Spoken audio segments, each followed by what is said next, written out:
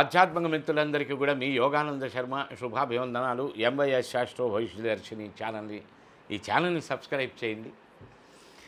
చాలా మంచి విషయాలతో మీ ముందుకు రావడానికి ప్రయత్నం చేస్తూనే ఉన్నాను ఎప్పటికప్పుడు. ఇది విశేషమైనటువంటి ఈ వార ఫలాలు 3వ తారీఖు నుంచి 9వ తారీఖు వరకు జరిగే, అంటే ఆదివారం నుంచి శనివారం వరకు జరిగేటువంటి ఈ వార ఫలాలలో ఈరోజు 3వ రాశి మిథున రాశి. రాశిలో గురుగ్రహ సంచారం ఉన్నది. 3వ స్థానమునందు కేతుగ్రహ సంచారం, అలాగే 9లో రాహుగ్రహ సంచారం, 10లో శనిగ్రహ కుజగ్రహములు, 11 శుభ ఏకాదశ శుభస్థానంలో బుధాదిత్య యోగంతో కలిసినటువంటి రవి ఉచ్చస్థితి. చాలా గొప్ప యోగాలు. వ్యయాధిపతి వ్యయస్థానంలో శుక్రుడు. కళ్యాణ సంబంధమైన విషయములు, గృహ సంబంధమైన విషయములకు బీజం పడుతుంది, అడుగు ముందుకు పడుతుంది. ఆర్థిక లావాదేవీలలో చాలా విశేషమైనటువంటివి జరుగుతాయి. దక్షిణ నైరుతి ప్రాంతములకుగా పశ్చిమ నైరుతి ప్లస్ దక్షిణ భాగం దక్షిణ నైరుతి ప్రాంతముల వైపు change of place or change of job జరిగే అవకాశములు ఉన్నాయి. ప్రయాణాదులు తరచూ సంభవించే అవకాశాలు ఉన్నాయి. ఏదైనా శుభ సంబంధమైనటువంటి కలాపముల ద్వారా ఎక్కువ తిరుగుడు, అలసట, శ్రమ ఏర్పడే సూచనలు ఉన్నాయి. ఇన్వెస్ట్మెంట్ విషయంలో చాలా జాగరూకతలు తీసుకోండి.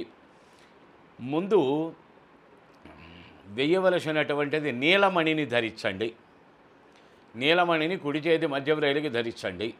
ఎందుకంటే ఇక్కడ మీకు మిథున రాశికి రాశ్యాధిపతి, భాగ్య రాశ్యాధిపతి అయినటువంటి శనిగ్రహము రాజయోగప్రదుడు కూడా 10వ స్థానంలో ఉన్నాడు. యోగప్రదమైనటువంటి కాలమే. ఈ యోగప్రదమైనటువంటి కాలమైన కుజగ్రహ సమ్మిళితమై ఉన్నటువంటి కారణం చేత పాపగ్రహ యుతి కొద్దిగా విఘ్నములను లాస్ట్ మినిట్ దాకా పాజిటివ్గా తెచ్చి లాస్ట్ మినిట్లో విఘ్నాన్ని కలగజేస్తుంది. కనుక 12 ముఖముల రుద్రాక్ష మెడలో వేయండి. ఈ 12ముఖి రుద్రాక్ష ధారణ loss of health, loss of wealth, loss of time, loss of career, loss of things, loss of plans, loss of ideas, loss of work, ఇందులో వచ్చేటువంటి ఆ లాస్, నష్టము, వ్యయము అనబడేటువంటి దాన్ని కంట్రోల్ చేస్తుంది. ఈ ఒక్క రాశి వాళ్ళకే కాదు ఇది. ఈ ఫలితాలు ఎవరు పొందుతూ ఉంటే వాళ్ళల్లా ధరించవచ్చు. 12ముఖి రుద్రాక్ష, 12 ఆదిత్యులు దీనికి అది ఆధిపత్యం వహించుంటారు. ఆరోగ్యానికి సంబంధించి ఇతరత్ర ఉపయోగాలు ఉంటాయి. దంపతులు కానీ, ఉద్యోగ వ్యాపారాభివృద్ధి కొరకు ఎదురు చూస్తున్నవారు కానీ ప్రతి ఒక్కరూ కూడా ఇప్పుడు చెప్పబోయే దీపారాధన చేయండి. ఈ దీపారాధన ఉన్నత శిఖరాలకు తీసుకువెళ్తుంది. ఆర్థిక సమస్యలను కంట్రోల్ చేస్తుంది. ఆర్థిక విత్త లాభాలను కలగజేస్తుంది. మట్టి ప్రమిదలలో ఆవు నీతితో దీపారాధన చేయండి.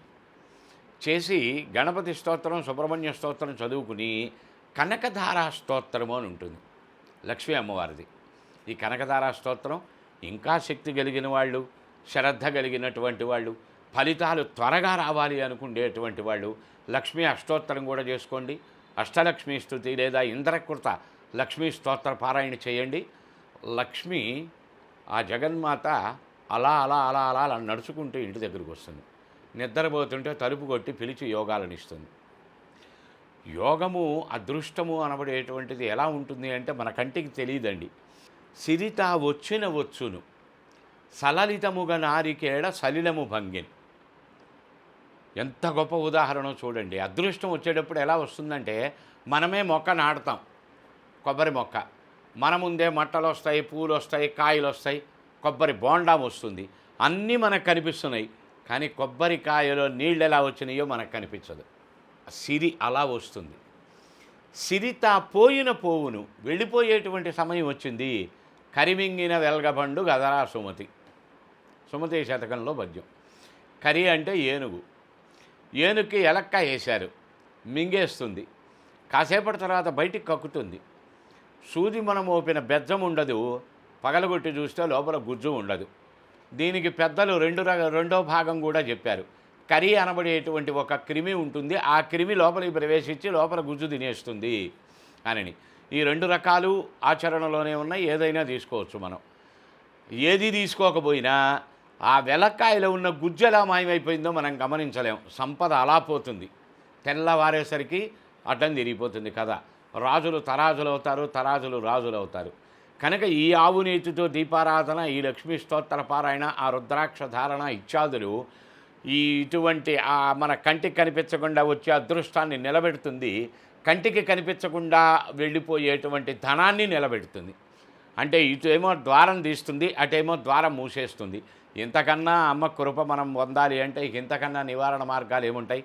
ఆచరించి సత్ఫలితాలు పొందండి. తప్పకుండా ఈ ఛానల్ని సబ్స్క్రైబ్ చేయండి. జై గురుదత్త.